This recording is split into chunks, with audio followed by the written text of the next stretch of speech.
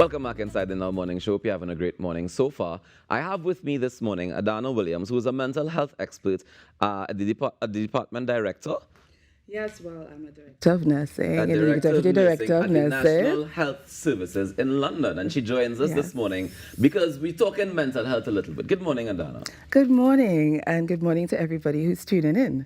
How are you? I am doing great. I'm fantastic. Did you take part in the Carnival celebrations yesterday? I did. Well, I didn't play Mass yesterday. I played Juve. Nice. And which I absolutely enjoyed. I played in South this year, so Nice. very close to home. I'm a South girl at heart always. Nice, yes. man. And you were able to enjoy the festivities. South I was nice. did. South was lovely. I had a great time. Love that. All right, tell me a little bit about what you do at the National Health Services in London.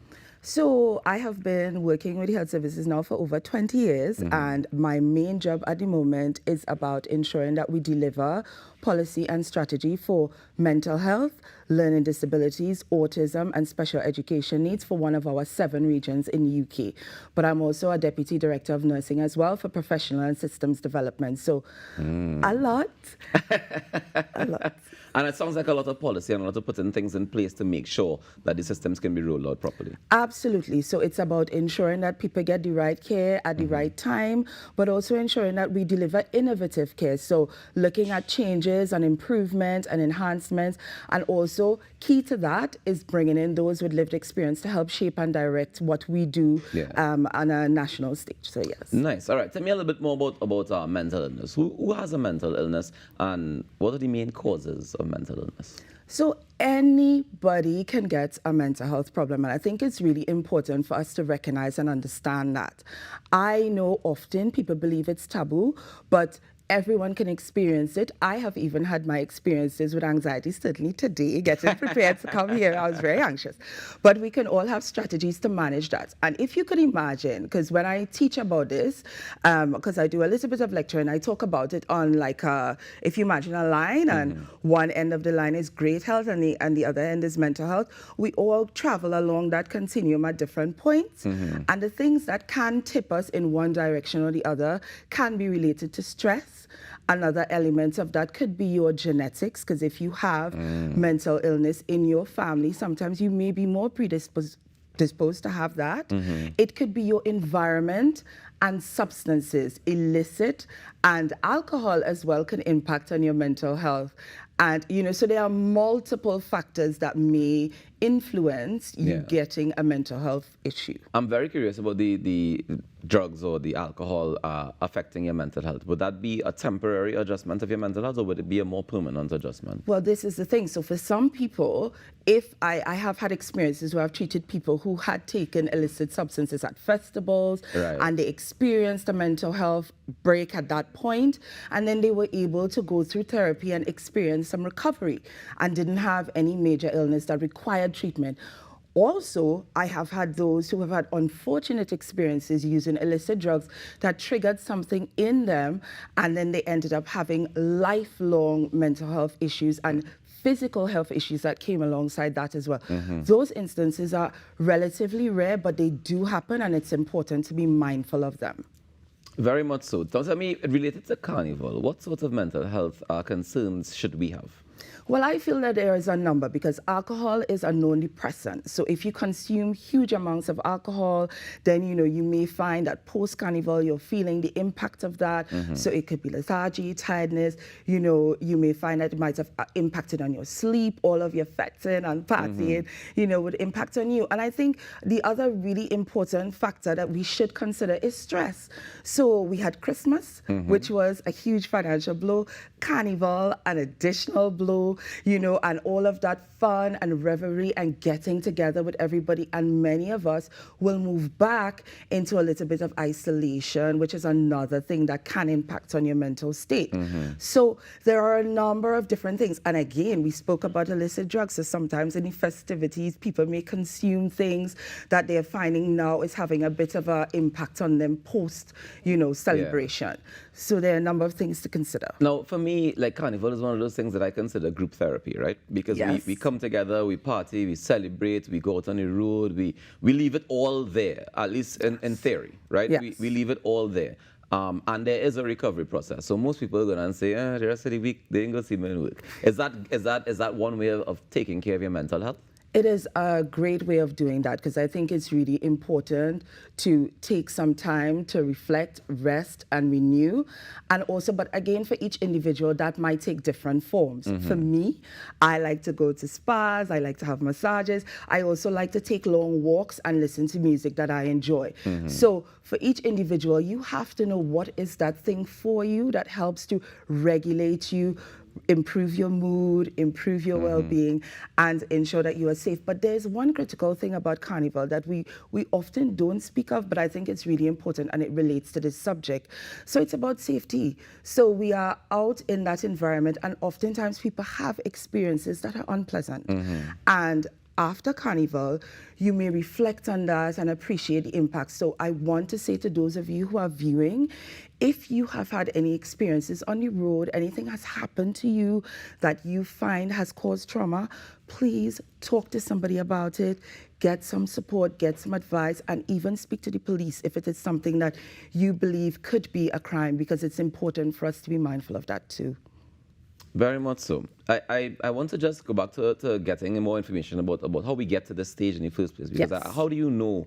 How do you say, all right, I might have a mental health problem? What are some of the things you can be looking for as a indicator?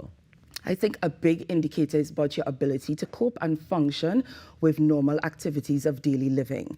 So, for example, there's various symptomology that might present itself when you have an emerging mental health issue.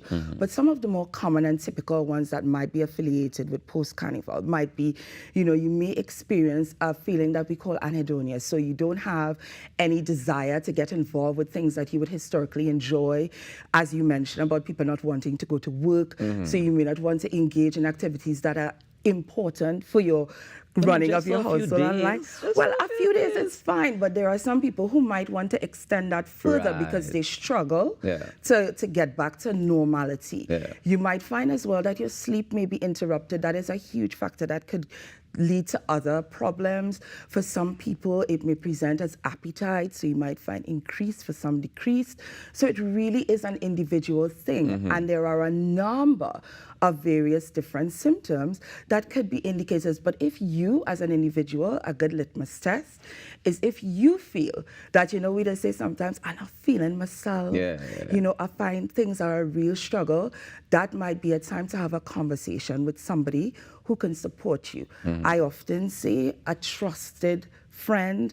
I often say sometimes you could speak to your doctors, and speak to your nurses locally, and just speak to somebody who is a health professional or who have some training, who could help you identify whether this is normal and resolving or if this is something that might need further intervention.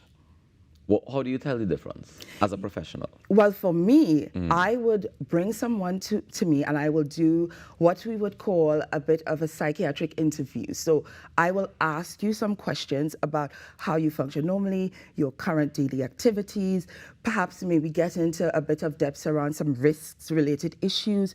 Do you perhaps have any thoughts that are concerning for you? I will ask things about support systems and mechanisms that you have to cope, to get some understanding about those coping strategies.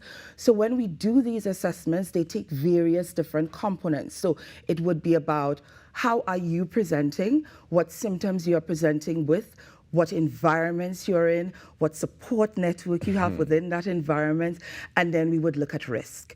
And then what will happen then, you will form an impression and a formulation that will then support decisions around how you would plan care and support for that individual. Care and support for mental illness, how does that look? I mean, we tend to say, all right, you go to the psychiatrist, the psychologist, or you go to the mental health hospital in St. Anne's, as the case may be. But what does that care look like? Well, that sounds more like the extreme end of that spectrum, because there are multiple things that you can do, as I mentioned, that, may not necessarily mean that sort of serious professional intensive intervention. Tell me. So for me, I would encourage persons, especially post-Carnival, to be open, honest, and transparent about your current circumstances. So if your pressure and stress is coming from finances, sit down, review them. Yeah. Be realistic about your debtors, about how you would be able to pay, and set plans, because planning is critical. The other bit about it is, if you recognize that there are issues with sleep, there are many tools online, and I tell people already, the internet is not just for Facebook and Instagram. You could go on there and learn really great tips about sleep hygiene that could support you. Diet is another key thing. So you spend all weekend partying, drinking, doing whatever. Now it's time to perhaps maybe look at detoxing, cleansing, and getting healthy. I think, yes, it's Lent. Yes. So make a decision about what you are giving up that will promote better health.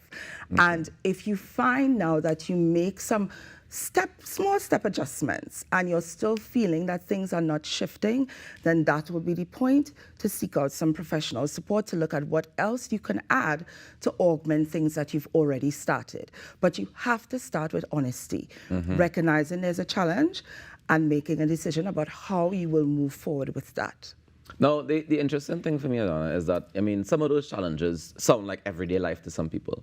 Like, they just know that, I know I'm going to be in debt this month. I know it's not going to be enough money. I know I'm going to make it through Carnival or no Carnival. Post-Carnival, pre-Carnival, the financial situation was the same, right? And we're saying, all right, so then people in those circumstances, how do they tell that there's a difference? How do they tell that I am struggling because this is just life?